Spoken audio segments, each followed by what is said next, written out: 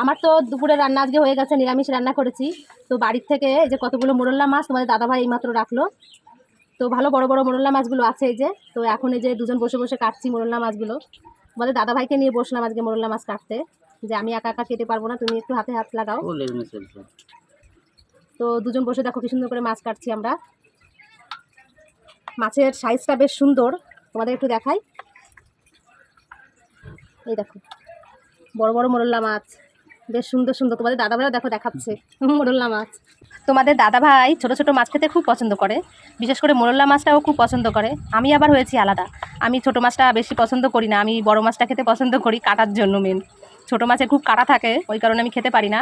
আর তোমাদের দাদাভাই খুব রাগারাগি করে যে কেন আমি ছোট মাছ খাই না। ছোট মাছ খেলে চোখের সমস্যা ঠিক হয়, চোখ ভালো থাকে। কিন্তু আমি কি করব বলো, আমি মাছ খেলেই, ছোট মাছ খেলেই আমার গালে যেন মানে কাঁটাগুলো বেঁধে থাকে এরকম মনে হয়। তো এই কারণে আমি ছোটো মাছ খাই না।